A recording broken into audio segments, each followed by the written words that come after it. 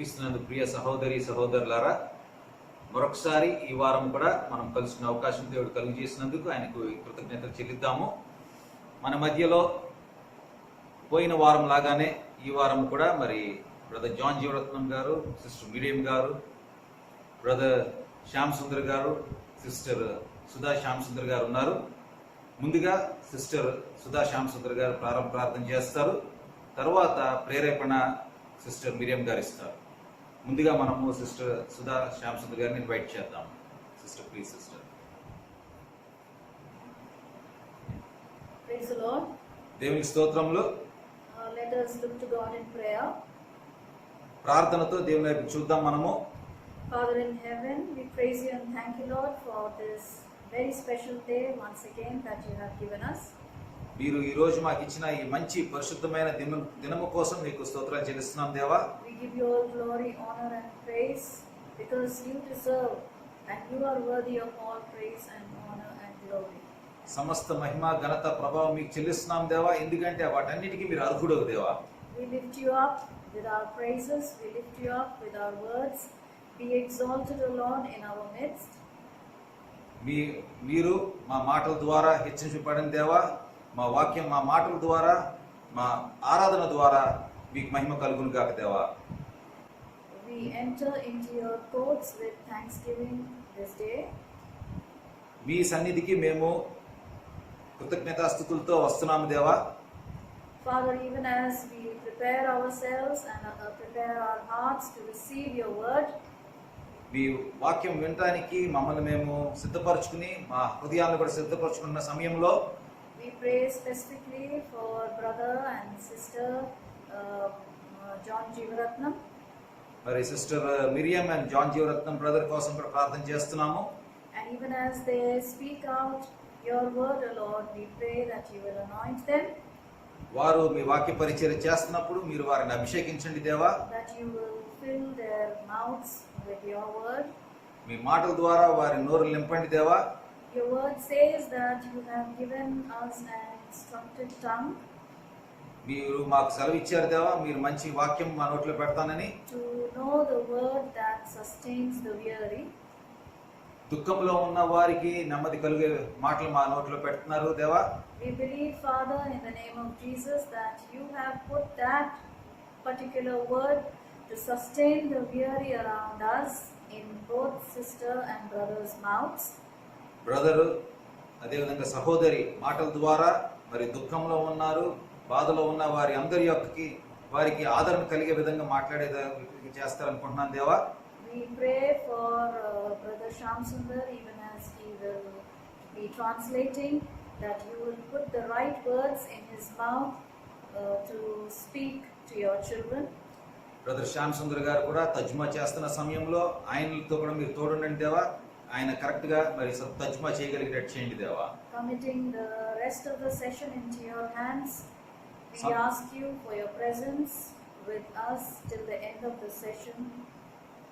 దేవా, మరి సమయం మొత్తం కూడా మీ చేతులకు అప్పచెప్తున్నాను దేవా. ఈ వాక్య పరిచర్య జరిగేంత వరకు కూడా మీరు మాతో తోడుంటారు నమ్ముచున్నాను దేవా. In Jesus' name we pray. యేసుక్రీస్తు వారి నామములో అడుగుచున్నాం దేవా. Amen. Amen. Thank you sister. Sister మిరియంని మనం ఇప్పుడు ఆహ్వానిద్దాము. Sister Miriam please sister. Praise the Lord. దేవునికి స్తోత్రం. You are blessed and you will do well. మీరు దీవింపబడిన వారు, ఆశీర్వదింపబడిన వారు. I'm so happy to bless you this way, saying that you will do well. ఈ రీతిగా మిమ్మల్ని దీవించటం అనేది నేను ఉద్దేశించిన కారణం ఏంటంటే మీరు బహుగా అభివృద్ధి చెందుతారని. Mostly we are all from India and we have the passport of India. మనలో అనేకులము భారతదేశం నుండి వచ్చిన వారము, మనకు భారతదేశం యొక్క పాస్పోర్ట్ కలిగి ఉన్నవారు. That is, we have our citizenship of India. మన పౌరసత్వం అనేది భారతదేశం యొక్క పౌరసత్వం. People like to proudly say that if they have a passport or a citizenship of Western countries, they are very proud to say that. పాశ్చాత్య దేశపు వారు పాశ్చాత్య దేశపు యొక్క పాస్పోర్ట్ కలిగిన వారు అతిశయిస్తూ వారు చెప్తారు ఏంటంటే వారు పాశ్చాత్య దేశపు పాస్పోర్ట్ కలిగి ఉన్నామని. But we have never realized that we have a passport or citizenship of heaven. మనమైతే మనకు ఒక శ్రేష్టమైన పాస్పోర్ట్ కలిగి ఉన్నామని, పరదేశం యొక్క పాస్పోర్ట్ అని మనము ఎరిగి ఉండవలసి ఉన్నది.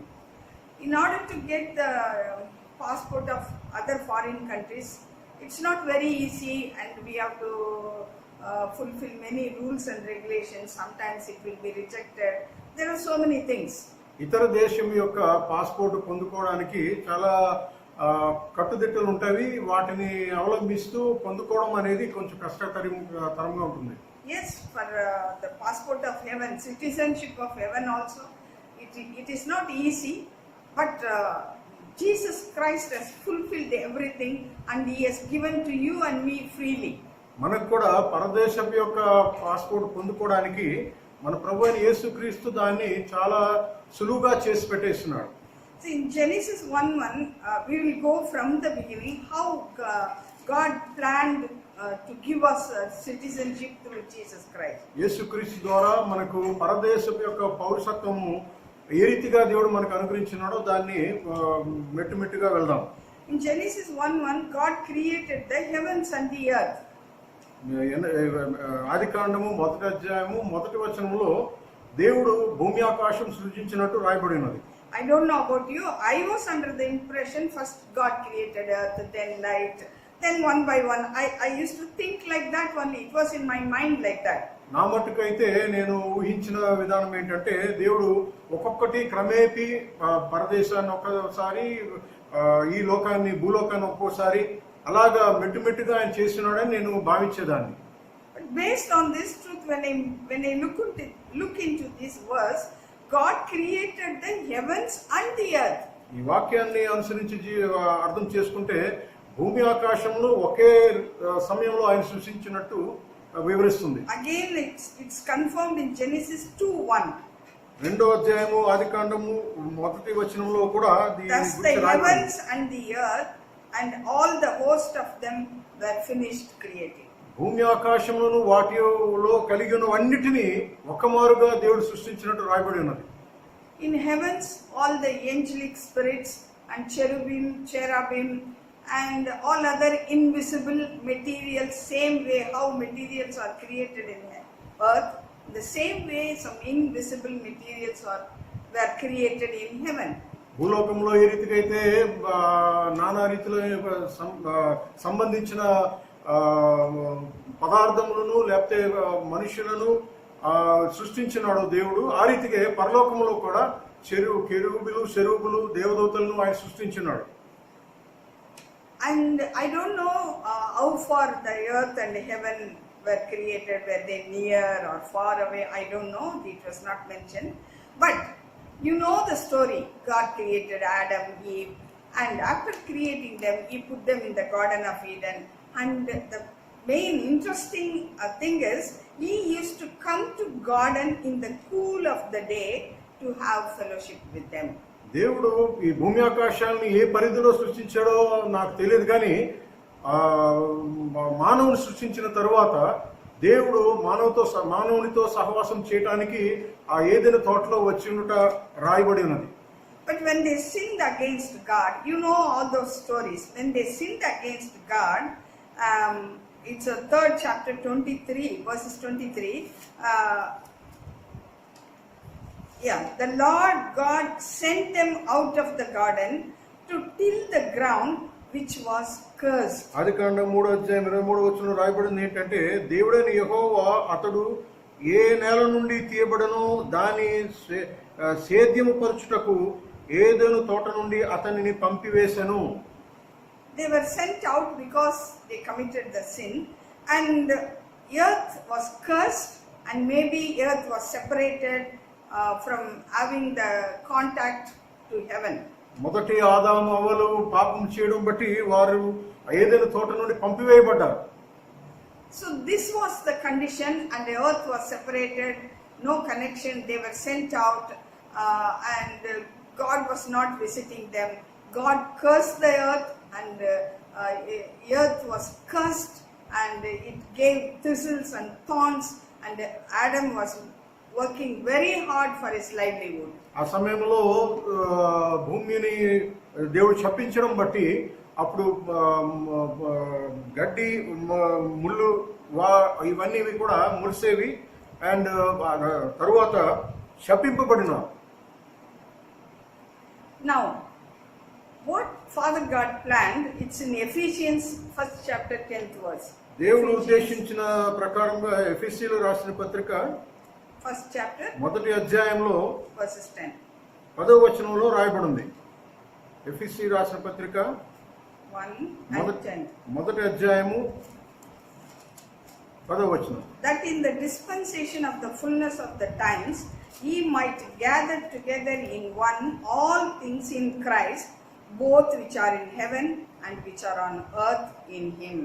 ఈ సంకల్పమును బట్టి ఆయన పరలోకములో ఉన్నవే గాని భూమి మీద ఉన్నవే గాని సమస్తమును క్రీస్తునందు ఏకముగా సమకూర్చవలనని తనలో తాను నిర్ణయించుకొనెను. The fullness of the time, dispensation of the fullness of the time, he wanted to gather again all in one, all things in Christ, both in heaven and on earth. దైవ సంకల్పమును బట్టి భూలోకమును పరలోకములో ఉన్న వాటన్నిటినీ సమకూర్చవలనని దేవుడు ఉద్దేశించి క్రీస్తునందు వాటిని నిర్ణయించుకొనెను. That when the fullness of the time had come, God sent forth his son, born of a woman, born under law, to redeem those who were under the law, that we might receive the adoption as sons. And because you are sons, God has sent forth the Spirit of his Son into your hearts, crying out, Abba, Father. Verses, yeah? కాలం సంపూర్ణమైనప్పుడు దేవుడు తన కుమారుడైన యేసుక్రీస్తుని లోకముకు పంపించి ఆయన మానవులను ఆయనతో సమాధానపరుచుకుంటకు క్రీస్తును రాయబారిగా చేసింది. కాబట్టి నీవిక దాసుడవు కావు, కుమారుడువే. కుమారుడువైతే దేవుని ద్వారా వారసుడవు. Therefore you are no longer a slave but a son, and if a son, then heir of God through Christ. See, he made us a heir of God through Christ. క్రీస్తు ద్వారా మనలను దేవునికి కుమారత్వము దయచేసినాడు. See, when we became heir to God, we are with God, where God is in heaven, and we belong to heaven, and we became his own because we are heir through Christ. క్రీస్తు ద్వారా మనకు దేవుడు వారసత్వాన్ని దయచేస్తున్నాడు. It's simple. God sent his son to again gather the mankind to himself. తప్పిపోయిన మానవులందరినీ కూడా తన కుమారుడైన యేసుక్రీస్తు ద్వారా కుమారత్వాన్ని ఇచ్చి వారసులుగా మరలా తిరిగి చేస్తున్నాడు. And one saying from one of the spiritual books I've read, God descends to become human, he ascends to remain human. దేవుడు ఈ లోకానికి దిగి వచ్చినప్పుడు మానవుడిగా దిగి వచ్చినాడు. ఆయన ఆ తరువాత ఆయన ఆరోహణమైనప్పుడు తిరిగి he remained to remain human. ఆ ఆరోహణమైనప్పుడు కూడా మానవుడిగానే నిలవబడిపోయినాడు. How many people they may not accept or they may not understand, but see, he is in a human form with the transformed or resurrected body. క్రీస్తు పునరుద్ధానుడు అగుట ద్వారా ఆయన రూపాంతరము చెంది దేవుని కుమారుడుగా ఉంటూ మానవ సంబంధముగా ఆయన మానవుడుగానే నిలిచిపోయినాడు. It is confirmed in Acts 1st chapter 11th verse. అపోస్తల కార్యములు 1st chapter 11 verses 11. మొదటి అధ్యాయము 11వ వచనంలో, Men of Galilee, why do you stand gazing up to heaven?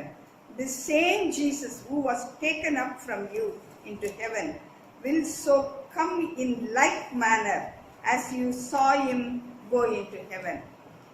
గలిలయ మనుషులారా, మీరెందుకు నిలిచి ఆకాశం వైపు చూచున్నారు? మీ యొద్ద నుండి పరలోకమునకు చేర్చుకొనబడిన ఈ యేసే ఏ రీతిగా పరలోకమునకు వెళ్ళుట మీరు చూచితురో ఆ రీతిగానే ఆయన తిరిగి వచ్చునని వారితో చెప్పిరి. See, when he is going to come back, we are going to join him, and we will be having the same body, or we will be like him. మన ప్రభు అయిన యేసుక్రీస్తు తిరిగి ఈ లోకమునకు ప్రత్యక్షమైనప్పుడు ఆయన ఏ రీతిగా ఎత్తబడినాడో ఆ రీతిగానే తిరిగి వస్తాడు. ఆ తర్వాత మనము ఆయనతో పాటు వెళ్ళి ఆయనతో ఉంటాం. In a twinkling of an eye, we will be transformed. కనురెప్ప పాటున మనము మార్చబడతాం. As he is taken up, he is going to come back in a like manner. ఏ రీతిగా ఆయన ఎత్తబడి ఉన్నాడో ఆ రీతిగానే తిరిగి ఆయన రానై ఉన్నాడు. And the second, how it is confirmed, Philippians 3rd chapter 20 and 21. For our citizenship is in heaven, from which we also eagerly wait for the Savior, the Lord Jesus Christ, who will transform our lowly body, that it may be conformed to his glorious body, according to the working by which he is able even to subdue all things to himself. మన పౌర స్థితి పరలోకమునందున్నది. అక్కడ నుండి ప్రభు అయిన యేసుక్రీస్తు అను రక్షకుని నిమిత్తము కనిపెట్టుకొని ఉన్నాం. సమస్తము తనకు జాలిన శక్తిని బట్టి ఆయన మన దీన శరీరమును తన మహిమగల శరీరమునకు సమరూపముగా గలదానిగా మార్చును. He is going to transform our lowly bodies to his glorious body. Glorious body is resurrected body. మన దీన శరీరాలని ఆయన మహిమగల శరీరంగా ఆయన పోలిక చొప్పున మనల్ని మార్చేస్తాడు. See, we have to become like him to join him or to reach our destination. మన యొక్క గమ్యాన్ని చేరడానికి ఆయన వలె పోలిక ఉండాలి మనం. One more thing I wanted to share with you within 5 minutes. God created angels to dwell in heaven, and we know Hebrew 1:14, they are ministering spirits sent forth to minister to those who inherit salvation. దేవుడు దేవదూతల్ని సృష్టించినాడు. వారి యొక్క క్రియాకర్మం ఏంటంటే వారు సేవ చేయుట ధర్మం. Now Hebrew 2:16 we take one. And they committed sin. Lucifer, we all know, he wanted to exalt himself higher than God, so God pushed him, and he brought 1/3 of the angels along with him, and they were put down in the spiritual realm. 2:16.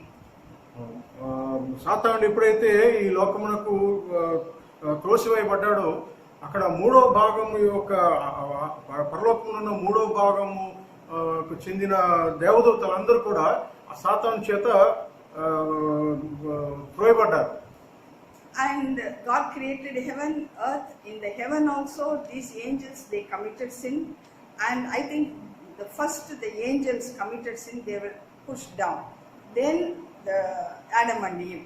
This is my imagination, because it should be like that.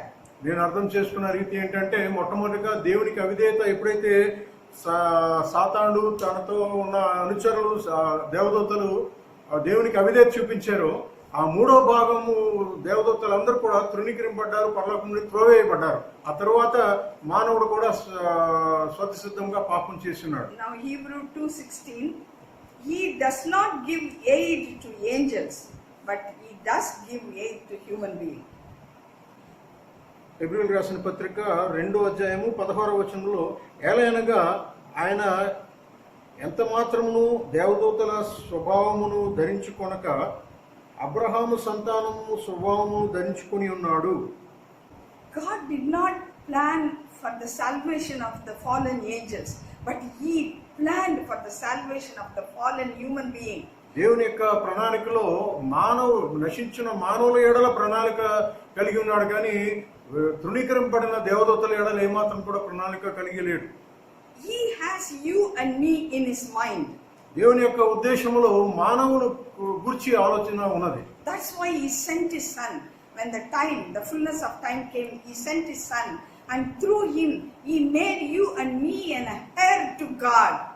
కాలం సంపూర్ణమైనప్పుడు ఆయన కుమారుడైన యేసుక్రీస్తు ద్వారా నిన్ను నన్ను అంటే అనగా మానవులను ఆయనతో సమాధానపరుచుకొని ఉన్నాడు. When we received the inheritance, or when we became heir to God, we received the citizenship. మనం ఎప్పుడైతే క్రీస్తు ద్వారా వారసత్వాన్ని పొందుకున్నామో దేవుని యొక్క రాజ్యంలో ప్రవేశించటకు హక్కుదారులమై ఉన్నాం.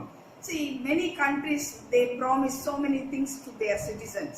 అనేక దేశాల్లో వారి యొక్క పౌరులకు అనేక ఈవులను వాగ్దానం చేస్తారు. Usually good things.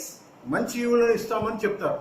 And many times they fail to fulfill it. అనేక మార్లు వారు చేసిన వాగ్దానాలు నెరవేర్చుకోలేకపోతారు. But children of God, our Father God, He made you and me as His own citizens. And will He not give us all things freely what we need on this earth?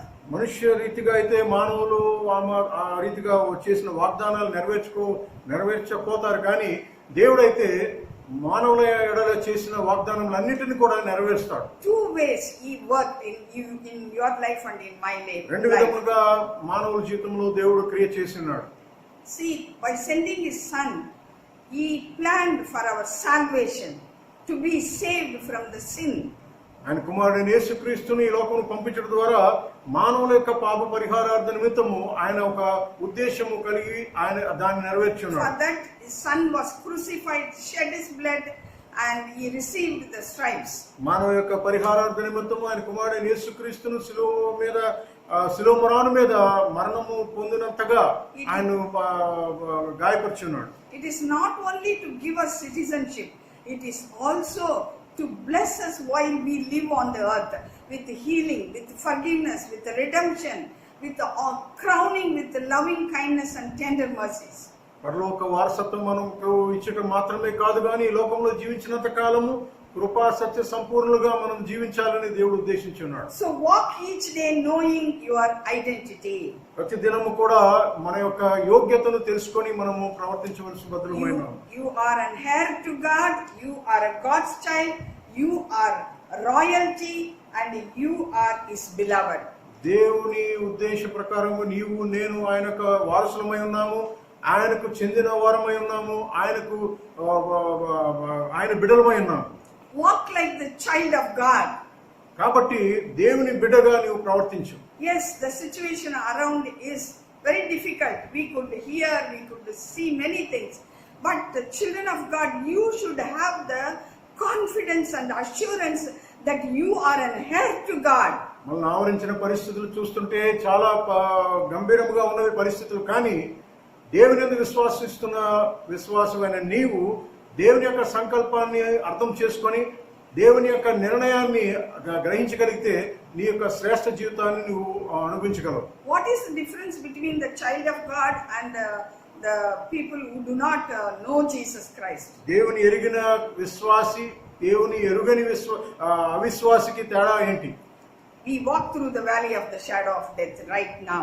దేవుని ఎరిగిన బిడ్డలందరూ కూడా మరణ ఛాయలో ప్రయాణం చేస్తుంటారు. I fear no evil. ఏ మరణమునకు భయము ఏమీ లేదు. For He is with me. ఆయన నాతో ఉన్నాడు. Yes, He will deliver me. He will take me out. ఆయన అన్ని పరిస్థితుల్లో నుండి నన్ను విమోచించి ఆయన నన్ను ముందుకు తీసుకెళ్తాడు. Let us have this confidence and అటువంటి assurance. నిర్ణయము అటువంటి విశ్వాసం కలిగి ఉందాం. He has given you and me the citizenship in heaven. పరలోక పౌరత్వాన్ని దేవుడు మనకు We అనుగ్రహించున్నాడు. become an heir to God in Christ Jesus. దేవుని కుమారుడైన యేసుక్రీస్తు ద్వారా నీవు నేను పరలోక వారసులు అయి ఉన్నాం. When Jesus comes, our body is going to be transformed to His like His glorious body. యేసుక్రీస్తు ప్రత్యక్షమైనప్పుడు ఆయన మహిమ శరీరం దాల్చిన రీతిగా మనము కూడా రూపాంతరం చెంది మన శరీరం కూడా మహిమ శరీరంగా మార్చబడుతుంది. One more quote I want to read. God who transcends creation entered creation and died to reconcile creation. In Christ you are a new creation. అన్నిటికీ సృష్టికి అతీతమైన దైవం ఈ లోకానికి వచ్చి నీ యొక్క గుణగణాలని నా గుణగణాలని మార్చి ఆయన పోలిక చొప్పున రూపాంతరం చెందించడానికి ఆయన సామర్థ్యుడు. In Christ you are a new creation. క్రీస్తునందు నీవు నూతన సృష్టి. What is new creation? You have DNA of Jesus Christ. నీకు క్రీస్తు యొక్క పోలికలు కలిగి ఉన్నావు. Children of God, you just confess, DNA of Jesus is in me. Every cell, every nerve in my body is in Jesus. దేవుని బిడ్డలమైన మనము ప్రతిదినము మనల్ని మనం ఎంచుకుంటూ నేను క్రీస్తు యొక్క పోలికలు కలిగిన వాడను అని ఎంచుకుంటూ ముందుకు సాగిపోవాలి. He who did not spare his only son Jesus Christ but delivered him up for us all, how shall he not with him also freely give us all things? Romans 8:32. తన కుమారుడైన యేసు క్రీస్తును మన నిమిత్తము మరణమగునంత వరకు ఆయన అప్పగించినప్పుడు ఆయనతో పాటు మనకు సమస్తయులను ఎందుకు ఇవ్వడు? We belong to heaven, we have citizenship in heaven, and he is with us. Let us march forward victoriously. పరలోక పౌరసత్వాన్ని దేవుడు మనకు అనుగ్రహించినాడు క్రీస్తు ద్వారా. అటువంటి ధైర్యము, అటువంటి నిగ్రహం గలవారమై ముందుకు సాగిపోవలసిన బద్ధులమై ఉన్నాం. All glory to God. దేవునికి మహిమ కలుగును గాక. ఆమేన్. I greet you all in the name of our Lord and Savior Jesus Christ. మన ప్రభువైన యేసుక్రీస్తు నామములో మీ అందరికీ శుభములు తెలియజేస్తున్నాను. Our God is a good God. మన దేవుడు మంచి దేవుడు. Amen. Amen. In this situation, still He loves you and He provides you. ఈ పరిస్థితుల్లో కూడా దేవుడు నిన్ను నన్ను ప్రేమిస్తూ సమస్తయులను మనకు అనుగ్రహించున్నాడు. Today we are going to see a wonderful subject so that we are closely connected with God.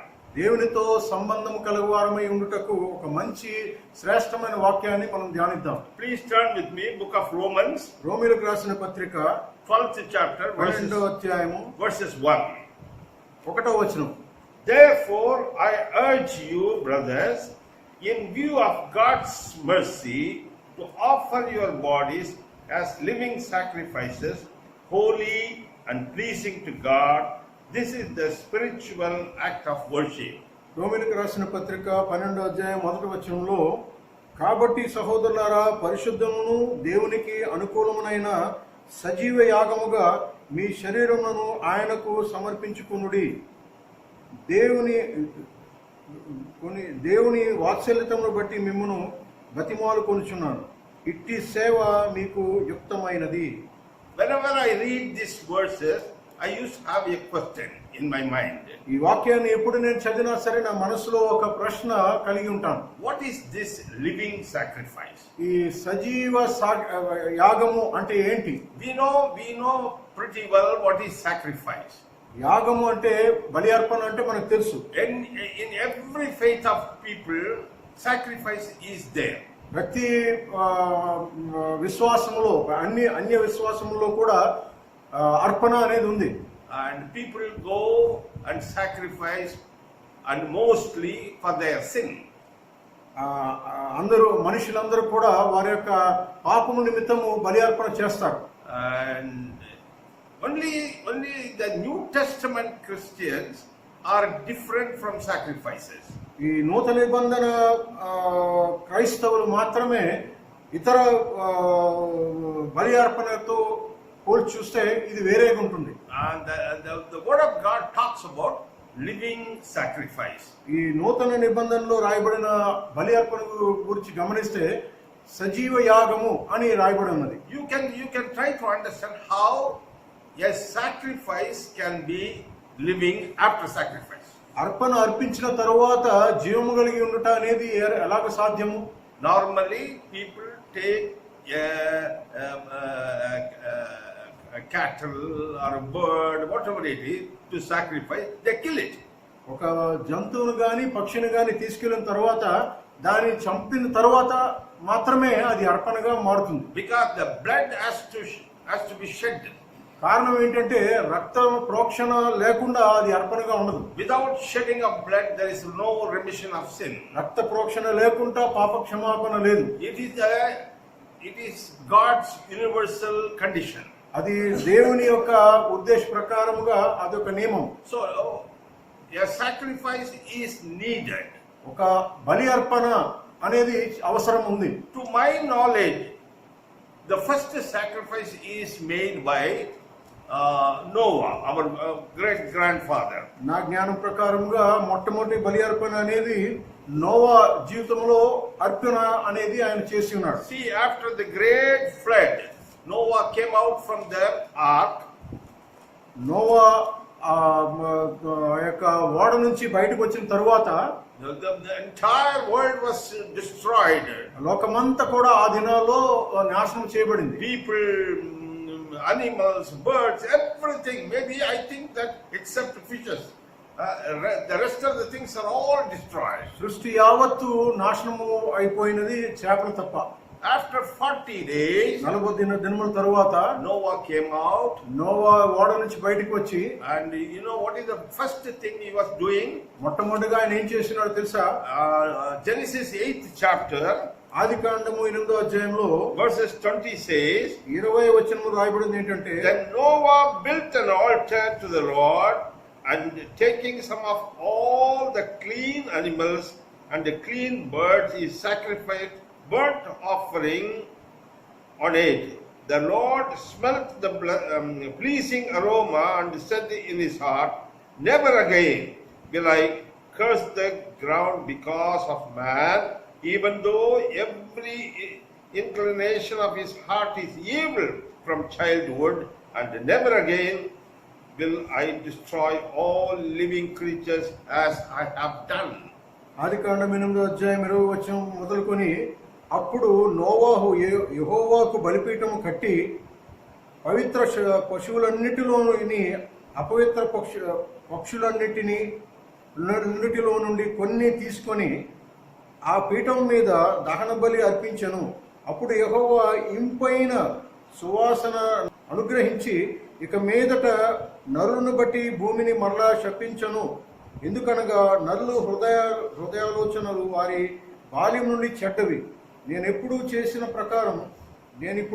ప్రకారముగా ఇకను సమస్త జీవులను సంహరింపను. Here we see two things. Clean animals, clean birds are killed and offered as a burnt offering.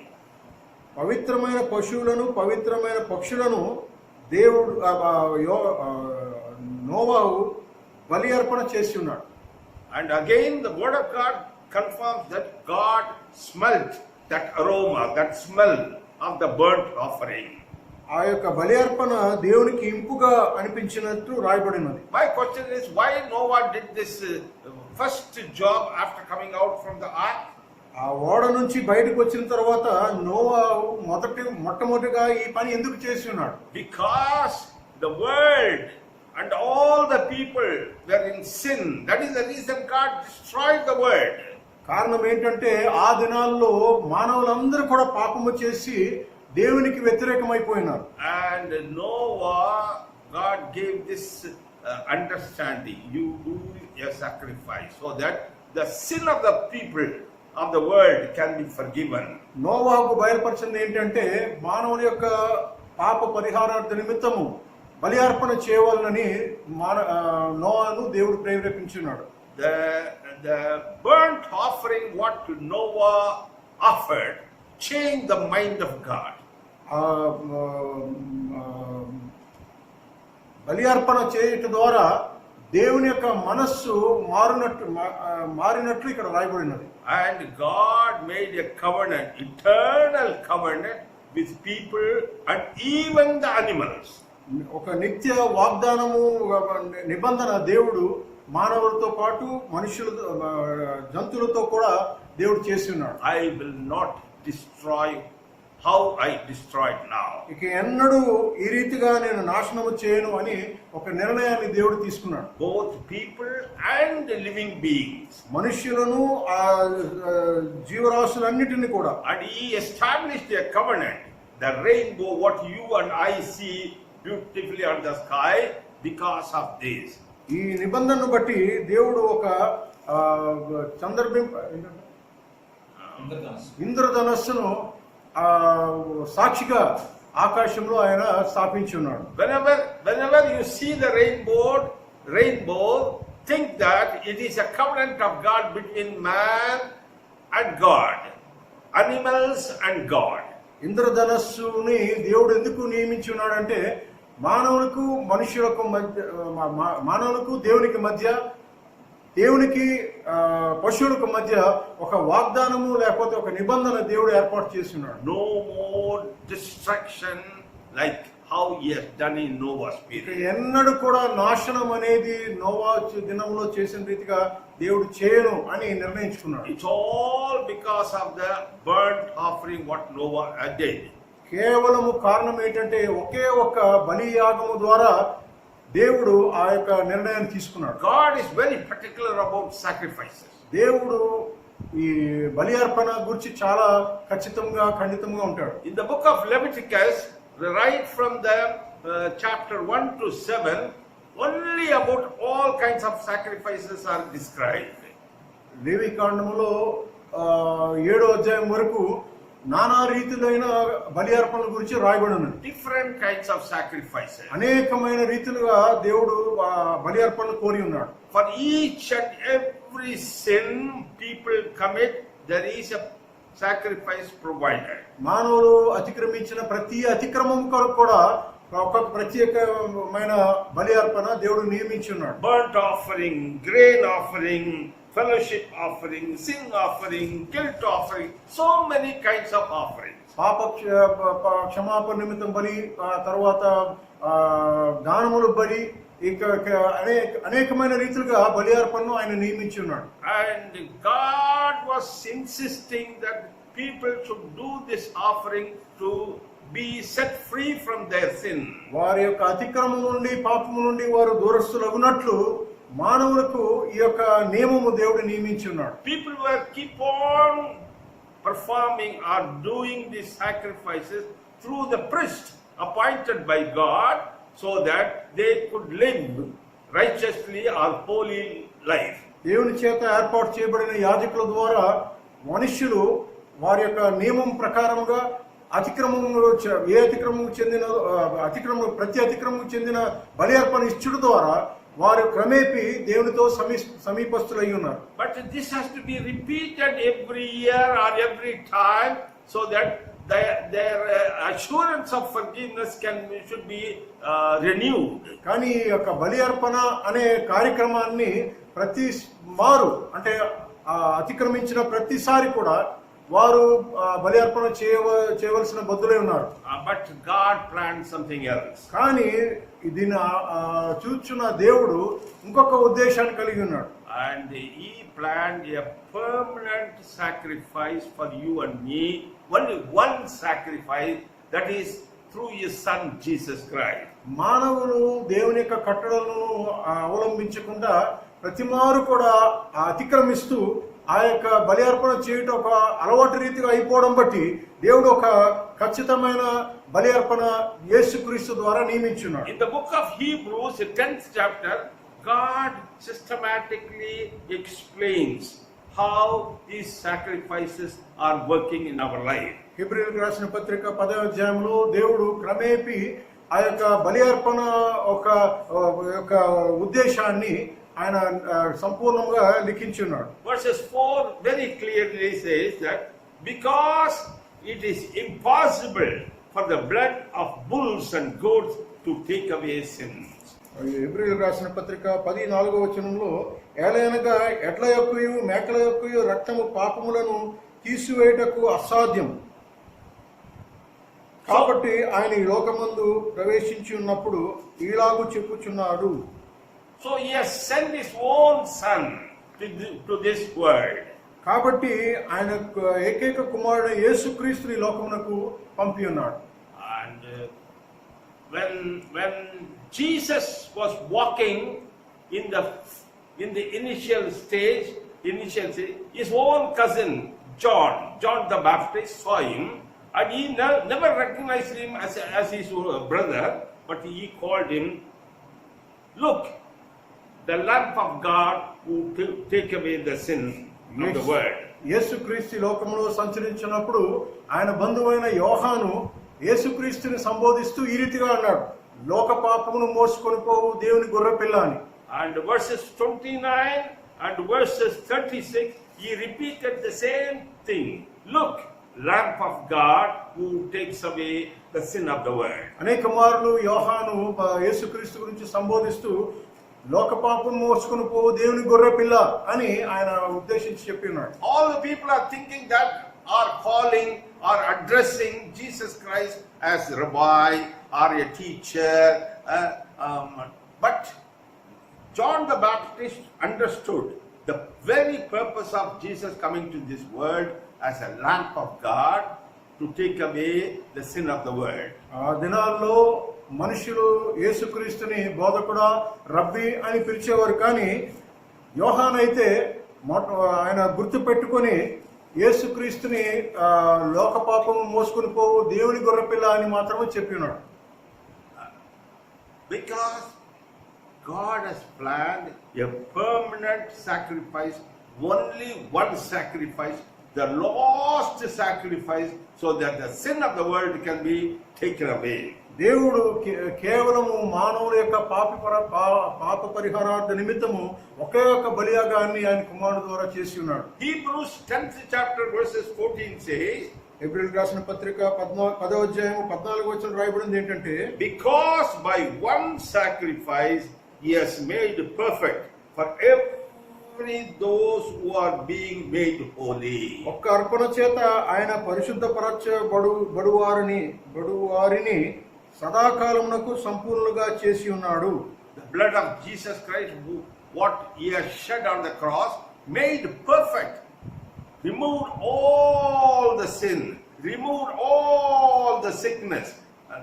So to make people holy, శిలువలో కార్చిన యేసు యొక్క రక్తము ద్వారా దేవుడు మనుషులందరినీ కూడా పవిత్రపరిచి ఆయనతో సమాధానపరిచి ఉన్నాడు. God has planned a wonderful sacrifice for you and me, or God has planned a wonderful remedy from our sin.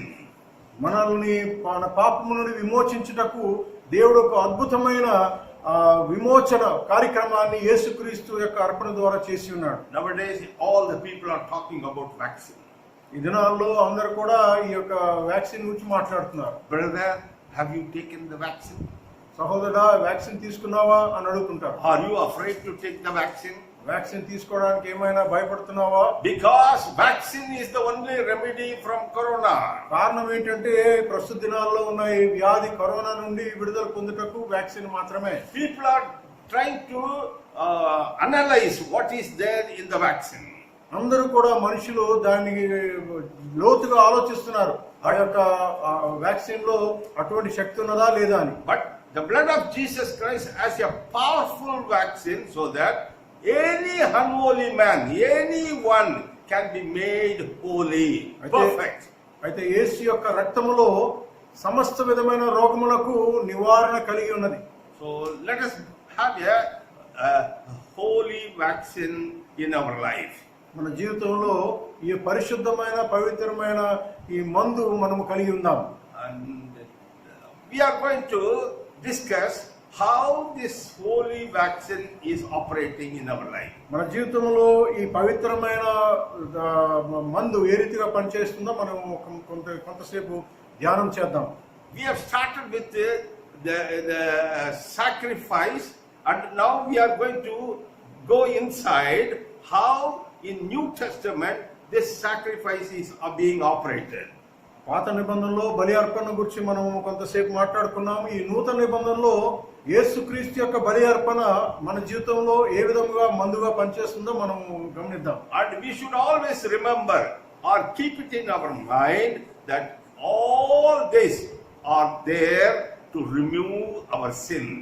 మనము ఒక ఉద్దేశం కలిగి లేకపోతే ఒక మనస్సు తలంపు కలిగి ఉందాం ఏంటంటే మన పాపము నుండి విడుదల చేయుటకు దేవుడు చేసిన నిర్ణయం.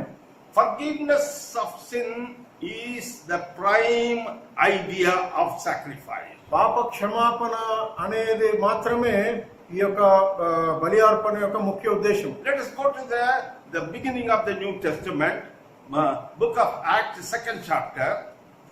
అపోస్తుల కార్యములు 2వ అధ్యాయము చూద్దాము. And 38 verses. 2వ అధ్యాయము 38వ వచనం.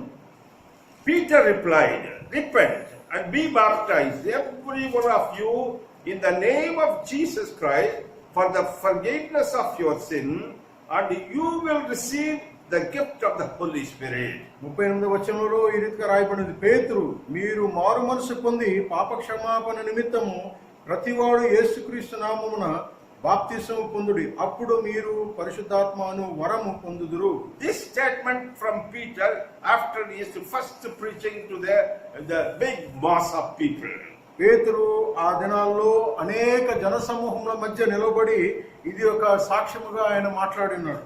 After this message, after this instruction, 3,000 people were baptized, were added into the church. ఈ రీతిగా పేతురు బోధించిన తర్వాత 3,000 మంది దేవుని యొక్క నామంలో బాప్తిసం పొంది ఉన్నారు. What is the secret slogan Peter has given to them? ఆ దినాల్లో పేతురు వారికి సంబోధిస్తూ మాట్లాడిన ఉద్దేశము లేకపోతే సందేశం ఏంటి? 2 key verses he has used: repent and be baptized. పశ్చాత్తాపము చెంది మారు మనసు పొంది బాప్తిసం పొందుడని ఆయన చెప్పినాడు. Repent. పశ్చాత్తాపం చెంది. Repent is a good word, should happen in everybody's life. ప్రతి జీవితంలో కూడా పశ్చాత్తాపం అనేది చాలా ప్రాముఖ్యం. I don't know how in Telugu this word is described.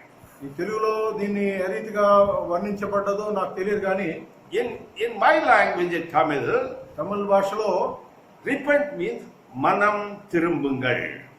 మారు మనస్సు అని తమిళ భాషలో రాయబడింది. See, tirumbungal means you have to turn. మారు మనస్సు అంటే మనస్సును మార్చుకోవడం అనేది. And you are going this direction, ఒక విధముగా వెళ్తుండగా, which is a wrong direction, which is a dead end.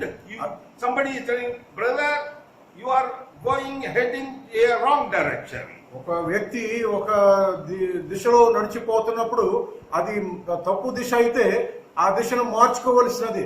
And somebody is telling, repent, change your direction. నీ దిశను మార్చుకో.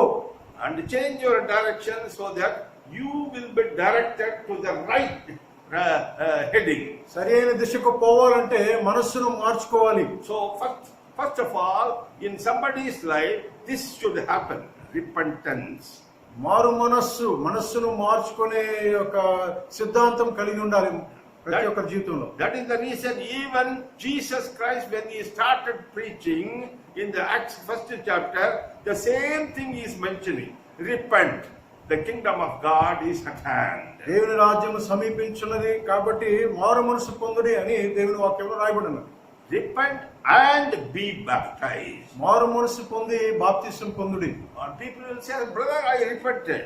నేను మారు మనసు పొందుకున్నానని అంటారు. I was smoking, I was drinking, I was into all sort of evil things. Now I stopped doing all these things. నేను పొగ తాగేవాడిని, సారాయి తాగేవాడిని, ఇవన్నీ ఆ చెడు గుణాలన్నీ నేను మానేశాను. Now I started even coming to the church. ఇప్పుడు నేను ఆలయానికి మందిరానికి వస్తున్నాను. I'm not fighting with my wife, I'm not beating my wife, I love them, I love my children. నా భార్యను బిడ్డలను ప్రేమిస్తున్నాను, వారిని ఏమాత్రం కూడా ఇబ్బంది పెట్టట్లేదు అని చెప్తారు. Then why should I take baptism? అయితే నేను బాప్తిసం తీసుకోవాల్సిన అవసరం ఏముంది? But it is the commandment of God, you have to repent and be baptized. దేవుని యొక్క వాక్యములో ఇది ఒక ఆజ్ఞగా రాయబడినది ఏంటంటే మారు మనస్సు పొంది బాప్తిసము పొందాలి. When you do these things, repentance and baptism, your sins will be forgiven. మారు మనస్సు పొంది బాప్తిసం పొందినప్పుడు ఈ రెండు చేయటం ద్వారా నీ పాపములు క్షమింపబడుతుంది. And God will give you his gift, the Holy Spirit. అప్పుడు దేవుని యొక్క వరము అంటే పరిశుద్ధాత్మ యొక్క వరము పొందుకుంటావు. Why should you and I take baptism? నీవు నేను బాప్తిసం ఎందుచేత పొందుకోవాలి? What is happening in the baptism? బాప్తిసంలో జరిగే విషయం ఏంటి? People think that, oh brother, going into the water, coming out, how it will ensure my forgiveness of sin? సహోదరుడా, నీటిలోకి వెళ్ళి బయటకు వచ్చటం ద్వారా నా యొక్క పాప క్షమాపణకు ఏమాత్రము సంబంధం ఉంది? In my heart I changed everything. నా హృదయంలో నేను మార్చుకున్నాను. I was an evil man, bad man. Now I became a new creation in my heart. నేను చెడు వ్యక్తిగా ప్రవర్తించేవాడిని, ఇప్పుడైతే వాటన్నిటిని పోగొట్టుకొని మంచి వ్యక్తిగా ప్రవర్తిస్తున్నాను. Many people will argue not to take baptism in this way. అందరూ అనేకులు ఈ యొక్క రీతిగా బాప్తిసం పొందడానికి అభ్యంతరం చూపిస్తుంటారు. People are afraid to take baptism because it is an outwardly sign of your inward change. అనేకులు బాప్తిసము పొందుకోవడానికి అభ్యంతరం చూపిస్తుంటారు. ఎందుకంటే అంతరంగములో కలిగిన మార్పునకు బాహ్య రూపమైన ఒక చిహ్నము. Now we are going to see how baptism is very important. ఈ కొద్ది సమయంలో బాప్తిసం యొక్క ప్రాముఖ్యతను గురించి మనం ధ్యానిద్దాం. Let us go to book of Romans. రోమీయులకు రాసిన పత్రిక 6th chapter is a key chapter regarding the forgiveness of sin and baptism. 6వ అధ్యాయంలో పాప క్షమాపణ నిమిత్తము బాప్తిసమునకు కలిగి ఉన్న సంబంధాన్ని గురించి బహు స్పష్టంగా రాయబడినది. See, when you repent, నీవు మారు మనసు పొందినప్పుడు you change or you are corrected in all your evil ways. నీ యొక్క ప్రతి చెడు మార్గము నుండి నీవు మరలింపబడతావు. You make a full stop for your bad life. నీ చెడు జీవితానికి ఒక ఆపుదల అనేది పెడతావు. And you make a resolution that hereafter I will not do all sort of these evil things. ఇక ఎన్నడూ ఇటువంటి చెడు మార్గములో నేను వెళ్ళను అని నిర్ణయం తీసుకుంటావు. In biblically, this status is known as you are, see, okay, 6th chapter verses 11 says, Romans 6th chapter verses 11 says, రోమీయులకు రాసిన పత్రిక 6వ అధ్యాయం 11వ వచనంలో రాయబడింది ఏంటంటే, in the same way count yourself dead to sin but alive to God in Christ Jesus. అటువలే మీరును పాపం విషయమై మృతులుగాను దేవుని విషయమై క్రీస్తునందు సజీవులుగా మిమ్మల్ని మీరే ఎంచుకునుడి. You are dead to sin.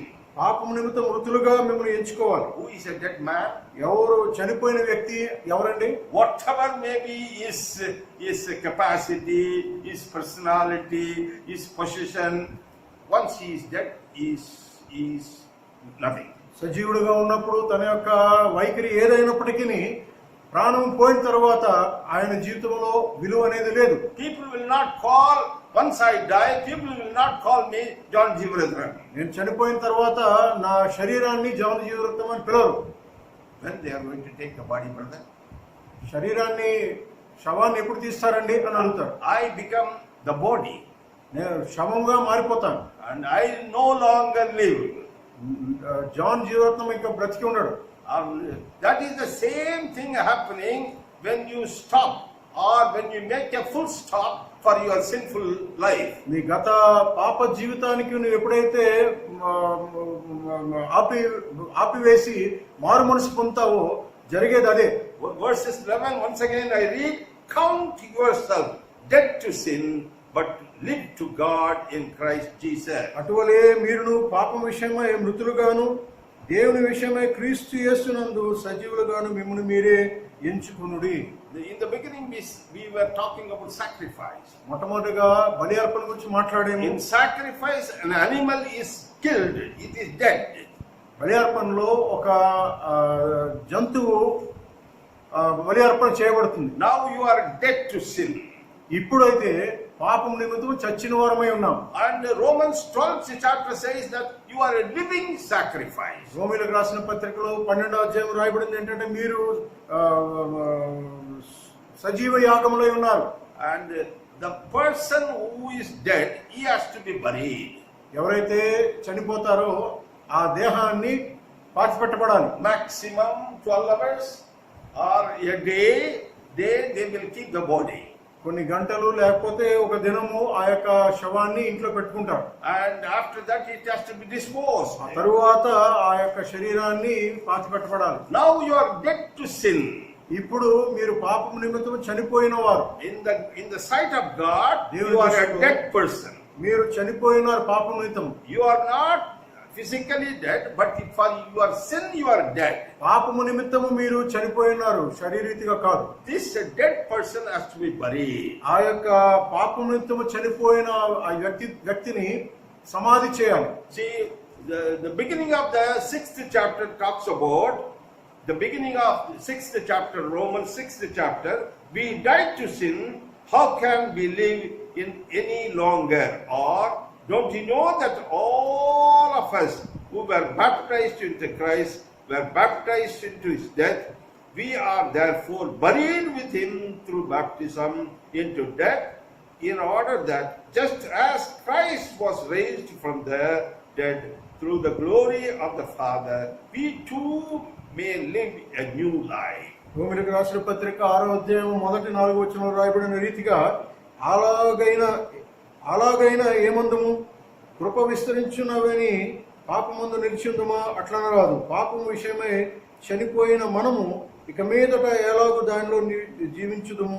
క్రీస్తు యేసులోనికి బాప్తిసం పొందిన మనమందరము ఆయన మరణములోనికి బాప్తిసం పొంది ఉన్నామని మీరు ఎరుగురా. కాబట్టి తండ్రి మహిమ వలన క్రీస్తు మృతుల్లో నుండి ఎలాగూ లేపబడెనో అలాగే మనము నూతన జీవము పొందిన వారమై నడుచుకున్నట్లు మనము బాప్తిసం వలన మరణములో పాలు పొందుటకై ఆయనతో కూడా పాతి పెట్టబడితిమి. Hallelujah. Hallelujah. See, in 80s, I and my wife in Oman, we were baptized. 1980వ సంవత్సరంలో నేను నా భార్య ఒమాన్ దేశంలో బాప్తిసం పొందినాం. After baptism, we went back to India. బాప్తిసం పొందిన తర్వాత భారతదేశానికి వెళ్ళాం. One of highly educated man asked my wife this question. ఒక బహుగా విద్యను అభ్యసించిన వ్యక్తి నా భార్యతో ఒక మాట అడిగాడు. They came to know that we have been baptized, immersed baptism in our church. ముంచబడిన బాప్తిసము మా యొక్క సంఘములో తీసుకున్నామని ఆయన తెలుసుకున్నాడు. He asked my wife, because you people are in Gulf, have you taken baptism in oil? ఆ యొక్క గల్ఫ్ దేశంలో ఉన్నారు కాబట్టి మీరు అక్కడ నూనెలో మునిగారా అని అడిగారు. See, these are all the concepts of the people. అనేకులు వివిధ రీతిగా ఆలోచన చేస్తారు. What the word of God is telling, you are dead to sin. That old man, the old self, the dead person should be buried. వాక్యంలో రాయబడింది ఏంటంటే పాప నిమిత్తం మీరు నశించున్నారు, చనిపోయి ఉన్నారు కాబట్టి ఆ పాప పురుషుడు పాతిపెట్టబడాలి. And the secret is, you are not buried all alone, you are buried with Christ. దానిలో ఉన్న రహస్యం ఏంటంటే క్రీస్తుతో మీరు పాతి పెట్టబడిన వారు. See, the word of God is very clear. You were baptized into Christ Jesus, we were therefore buried with him. క్రీస్తు యేసులోనికి బాప్తిసం పొందిన మనమందరము ఆయన మరణములోనికి బాప్తిసం పొందితిమి. When you were spiritually dead and buried, Jesus was with you. నీవు పాపము నిమిత్తము చచ్చిన వాడవై ఉన్నప్పుడు క్రీస్తు నీతో పాటు ఉన్నాడు. Hallelujah. Hallelujah. So don't hesitate, don't be afraid of taking baptism. బాప్తిసము పొందుటకు ఏమాత్రం కూడా సందిగ్ధావస్థ పొందనవసరం లేదు. And don't keep that old fellow, the dead person, for a long time with you. ఆ యొక్క పాప స్వభావము కలిగి జీవించటం అనేది అవసరత లేదు. One of the preachers in the early ages was telling that many people are wandering with a dead person with them. అనేక సంవత్సరాల క్రితం ఒక బోధకుడు బోధలో చెప్తున్నది ఏంటంటే అనేకులు విశ్వాసులు పాత స్వభావముతో ఆ మృత జీవితము జీవిస్తుంటారు అని. If you keep the dead person for a long time with you, మృత జీవిని మీతో పాటు ఎక్కువ కాలం పెట్టుకుంటే you know what will happen? జరిగేది ఏంటో తెలుసా? It will start stinking. ఆ కంపు వాసన అనేది ప్రారంభమవుతుంది. That is the reason many Christians are stinking, even the churches are stinking. ఇందుచేతనే ఆ పాప స్వభావం కలిగి జీవిస్తున్నారు కాబట్టి అనేకుల జీవితంలో ఆ యొక్క చెడు వాసన లేకపోతే సంఘములో కూడా ఆ యొక్క చెడు వాసన అనేది వస్తుంది. The eyes of the people are blinded by devil, that the old man, the dead person, dead to sin person, is refused to bury with Jesus Christ. ఈ యుగ దేవత మనుష్యుల యొక్క మనోనేతను గుడ్డితనం కలుగజేసి వారి యొక్క పాప స్వభావాన్ని పాత జీవితాన్ని సమాధి చేయకుండా ఆ పాత జీవితంలోనే జీవిస్తున్నారు. The word of God is very clear. You are buried with Jesus Christ. వాక్యంలో చాలా స్పష్టంగా రాయబడింది ఏంటంటే క్రీస్తుతో పాటు మీరు సమాధి చేయబడితిరి. Jesus Christ died on the cross. యేసు క్రీస్తు శిలువలో వేలాడి ఉన్నాడు. And he was buried in a tomb. చనిపోయిన తరువాత సమాధి చేయబడ్డాడు. God raised him after 3 days. దేవుడు మూడో దినాన్ని ఆయన తిరిగి లేపి ఉన్నాడు. And when God raised Jesus Christ, యేసు క్రీస్తుని దేవుడు లేపిన తరువాత he raised with a glorious body. మహిమ శరీరముతో ఆయనను పునరుద్ధానుడుగా చేసి ఉన్నాడు. And he could even enter into a closed room. ఆయన పునరుద్ధానుడైన తరువాత బంధింపబడిన తలుపులను విప్పుకొని లోపలికి వెళ్ళినాడు. In the same way, God is going to raise you and me. నిన్ను నన్ను కూడా ఆ రీతిగానే ఆయన లేపగల దేవుడు. And before that, God has given you a title that you are dead, you are buried, you have the confidence that you will raise with Jesus Christ and you are a new living creature. ఆ అనుభూతిలోనికి ప్రవేశించక ముందే దేవుడు నీకు నాకు ఒక ఉద్దేశం కలిగి ఉన్నాడు. ఏంటంటే నీవు నేను పునరుద్ధానము చెంది పాప స్వభావం విడిచిపెట్టి పునరుద్ధానమై ఆ యొక్క నూతన స్వభావము దాల్చుకుంటాను. Hallelujah. Hallelujah. Now we are a new creation in Jesus Christ after the baptism of Jesus Christ. యేసుక్రీస్తుతో పాటు మనము పాతి పెట్టబడిన తరువాత బాప్తిసం పొందిన తరువాత నీవు నేను నూతన వ్యక్తులుగా మార్చబడతాం. Hallelujah. Hallelujah. God has planned something wonderfully in our life. మన జీవితంలో దేవుడు ఒక అద్భుతమైన విషయాన్ని మన నిమిత్తము ఆయన నిర్మించి ఉన్నాడు. How we are living sacrifice. ఏ రీతిగా మనము సజీవ యాగముగా జీవించగలం. I'm going to elaborate a known verse so that we will get the light of God. మన అందరికీ తెలిసిన ఒక వాక్యాన్ని ధ్యానిద్దాము. దాని ద్వారా మనము దాంట్లో ఉన్న తాత్పర్యాన్ని మనము గుర్తిరుగుదాం. Galatians 2:20 says, గలతీయులకు రాసిన పత్రిక 2వ అధ్యాయము, I've been crucified with Christ and I no longer live, but Christ lives in me. The life I live in the body, I live by faith in the Son of God who loved me and gave himself for me. నేను క్రీస్తుతో కూడా సిలువ వేయబడి ఉన్నాను. ఇకను జీవించువాడును నేను కాను, క్రీస్తే నా యందు జీవించుచున్నాడు. నేనిప్పుడు శరీరమందు జీవించుచున్న జీవితము నన్ను ప్రేమించి నా కొరకు తను తాను అప్పగించుకుని నా దేవుని కుమారుని యందలి విశ్వాసం వల్ల జీవించుచున్నాను. See, it is a well-known fact. Whoever is crucified on the cross, they cannot live. ఇది అందరికీ తెలిసిన సత్యం ఏంటంటే ఒక మారు సిలువలో చంపబడిన తరువాత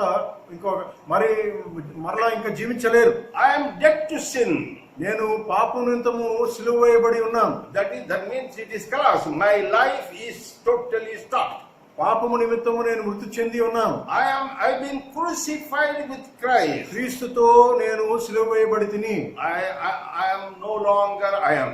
నేను ఏమాత్రం ఇక జీవించుటలేదు. Because I am dead. నేను పాప జీవితమునకు చచ్చిన వాడను. But I live. కానీ నేను జీవిస్తున్నాను. That is the living sacrifice. అది సజీవ యాగం అంటే. So I live in Christ. నేను క్రీస్తులో జీవించుచున్నాను. I live in Christ and Christ lives in me. క్రీస్తులో నేను జీవించున్నాను, నాలో క్రీస్తు జీవించుచున్నాడు. The life I live in the body, I live by faith in the Son of God who loved me and gave himself to me.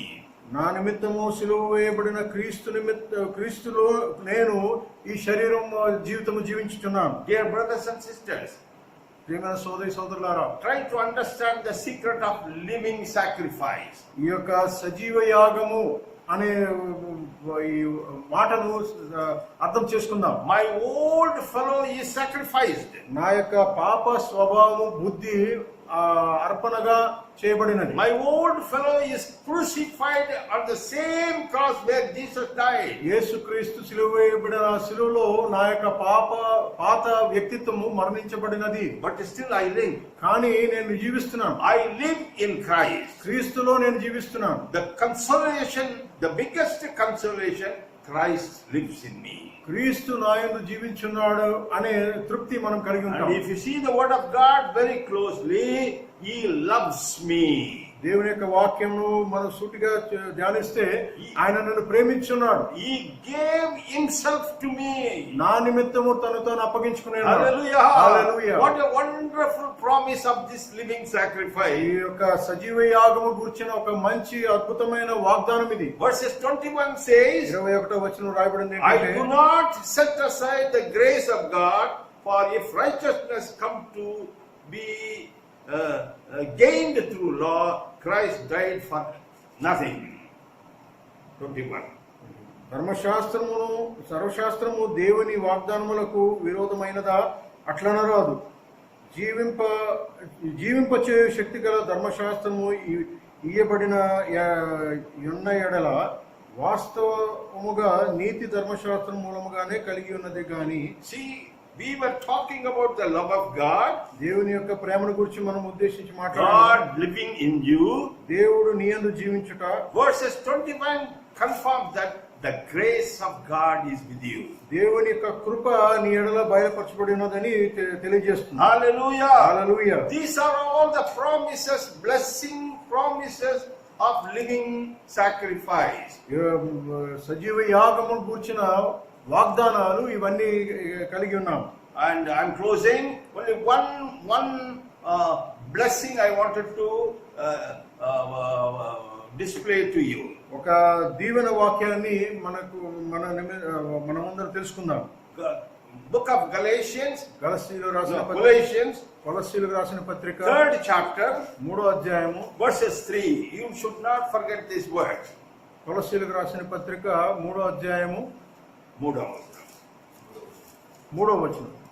For you died, and your life is now hidden with Christ in God. When Christ, who is your life, appears, then you also will appear with Him in glory. పైనున్న వాటి యందే గాని భూ సంబంధమైన వాటి మీద మీ మనస్సు పెట్టుకొనకుడి. ఏలయనగా మీరు మృతి పొందితిరి, మీ జీవము క్రీస్తుతో కూడా దేవుని యందు దాచబడి ఉన్నది. This is the secret of the living sacrifice. సజీవ యాగమును గూర్చిన ముఖ్య ఉద్దేశం, మూల అర్థం ఇదే. When you are dead to sin, పాపమునితోని మరణించినప్పుడు, when you accept baptism of burying the old man, the sinful man, into the water, పాత స్వభావమును యొక్క బాప్తిస్మము ద్వారా పాతిపెట్టబడిన తరువాత, the promise what God is giving, you are hidden in Christ. క్రీస్తులో నీవు దాచబడి ఉన్నావని దేవుని యొక్క వాగ్దానం. Now people are trying to wear or to make all sort of protection to protect themselves from corona. ఈ కరోనా వ్యాధి నుండి అనేక రీతిలుగా అనేక మనుషులు నానా రీతిలుగా ప్రయత్నం చేస్తున్నారు. And when you see a nurse in the hospital, you could not identify who is this person. నర్సుని దినాల్లో చూస్తే మనం ఏమాత్రం కూడా గుర్తుపట్టలేని పరిస్థితిలో ఉన్నాం. Why nurses? Even common people, those who are greeting me, I could not find out. I said, pull down your mask, then only I can see your face. నాకు బాగా తెలిసిన వ్యక్తులను కూడా గుర్తుపట్టలేని పరిస్థితులు ఉన్నాం. ఎందుకంటే వారి యొక్క కవచాలు లేకపోతే ధరించిన దుస్తుల ద్వారా గుర్తుపట్టలేకపోతున్నాం. People are hiding themselves. మనుషులు ఈ యొక్క వ్యాధి నుండి దూరంగా ఉండడానికి దాచుకుంటున్నారు. Such a strong, mighty people are hiding themselves for a invisible virus. శక్తి కలిగిన మనుషులు, బలము కలిగిన మనుషులందరూ కూడా కనిపించరాని ఈ యొక్క వైరస్ నుండి తప్పించుకోవడానికి దాచుకుంటున్నారు. In every office, in every shop, without mask don't enter. This is the sign we can see. ప్రతి సంస్థలో కూడా రాబడుతున్న రాయబడుతున్న మాట ఏంటంటే మాస్క్ లేకుండా ఎవరు కూడా ప్రవేశించొద్దు. Here God is giving a wonderful spiritual mask for you and me. దేవుడు ఇక్కడ మంచి ఆత్మీయ మాస్క్ ను దేవుడు Do దయచేస్తున్నాడు. you know what is the name of the mask? ఆ యొక్క మాస్క్ యొక్క పేరు తెలుసా? Christ. క్రీస్తు. You are hidden in Christ. క్రీస్తులో నీవు దాచబడి ఉన్నావు. And that means Christ is covering you. క్రీస్తు నిన్ను ఆవరించి ఉన్నాడు. And when people are coming with the mask, white color, blue color, black color, people say, we understand, oh, he is wearing this color mask. మనుషులు ఈ దినాల్లో mask వేసుకొని వస్తున్నప్పుడు నానా రంగుల్లో వస్తుంటారు. ఆ రంగును బట్టి గుర్తుపడుతుంటాం. Being a living Christ, you are dead to sin. You are buried in baptism with Christ. Now you are hidden. You are covered by Jesus Christ. నీవు ఎప్పుడైతే మారు మనసు పొంది పాప క్షమాపణ నిమిత్తము బాప్తిసం పొందుకుంటావో క్రీస్తులో నీవు దాచబడి ఉంటావు. A day will come. ఒక దినాన్న రానే ఉన్నది. Christ will appear. క్రీస్తు ప్రత్యక్షమవుతాడు. When Christ appears, క్రీస్తు ప్రత్యక్షమైనప్పుడు what will happen? జరిగేది ఏంటి? And you will appear with him in the same glory of Christ Jesus. ఆయన యొక్క మహిమను పోలి నీవు కూడా మహిమాయుక్తముగా మార్చబడతావు. Dear brothers and sisters, ప్రియమైన సోదరి సోదరులారా, we are living sacrifice. మనము సజీవ యాగమై ఉన్నాం. We should not keep away this wonderful truth in our life. మన ఈ జీవితంలో ఈ యొక్క అద్భుతమైన సత్యాన్ని కలిగి జీవించాలి. Are you a repentant person? నీవు మారు మనసు పొంది ఉన్నావా? Are you a baptized person? నీవు పాపము నిమిత్తము బాప్తిసం పొంది ఉన్నావా? Your old self, old sinful man is dead and buried in baptism with Christ. నీ పాత పురుషుడు పాత వ్యక్తిత్వము క్రీస్తునందు బాప్తిసము ద్వారా పాతి పెట్టబడినాడా లేదా?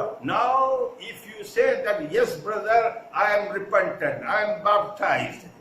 ఇప్పుడు నీవు నేను మారు మనసు పొందినాను సోదరుడా, బాప్తిసం పొందినాను అంటే every day you can offer this sacrifice. అనుదినము నీవు సజీవ యాగముగా దేవునికి సమర్పించుకోగలవు. How to offer a living sacrifice every day? ప్రతి దినము అనుదినము దేవునికి సజీవ యాగముగా సమర్పించుకుంటే ఎలా?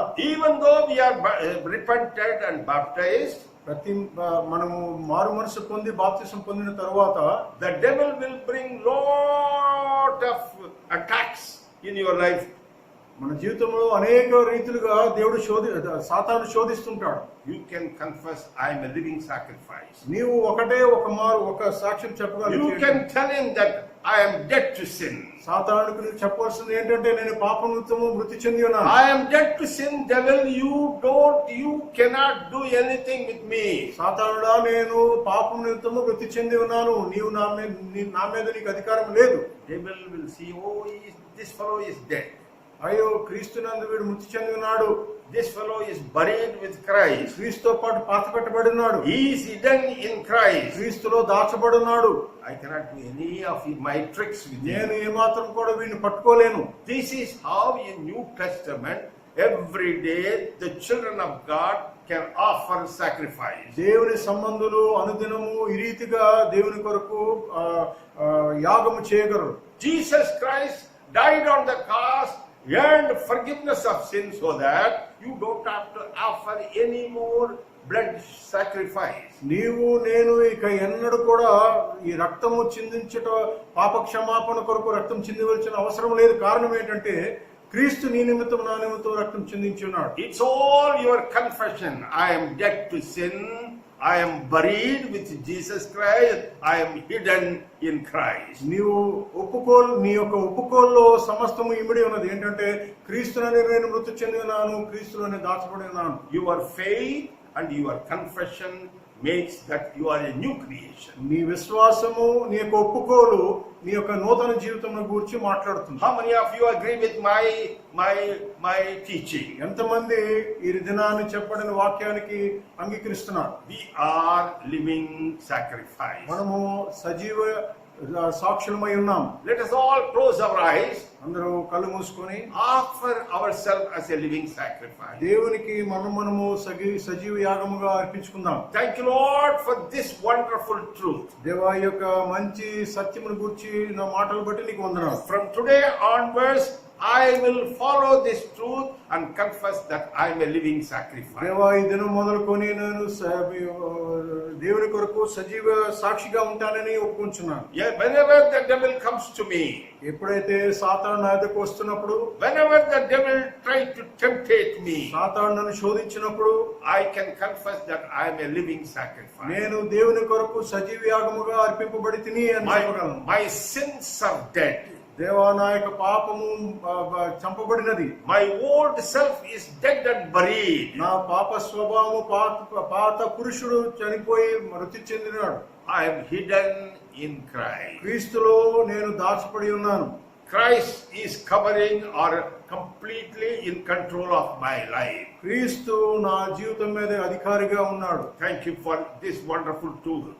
ఈ యొక్క సత్యమును బట్టి నీకు వందనాలు. Speak to your children, strengthen them so that your children can be bold enough to face the world. నీ బిడ్డలు ప్రభా ఈ సత్యమును ఎరిగి లోకమును ఎదిరించుటలో వారు ధైర్యం కలిగి జీవించినట్లు బలపరచమని I వేడుకుంటున్నాను. give you all the glory and honor. సమస్త విధమైన మహిమ నీకే చెల్లిస్తున్నాను. In the name of your Son, I bless your children and I pray this of prayer. నీ కుమారుడైన యేసు నామములో నీ బిడ్డలందరినీ కూడా దీవించి ప్రార్థన చేయుచున్నాము తండ్రి. Amen. Amen. Let the congregation say amen. అందరూ కలిసి ఆమేన్ చెప్తాం. Amen. ఆమేన్. Amen. ఆమేన్.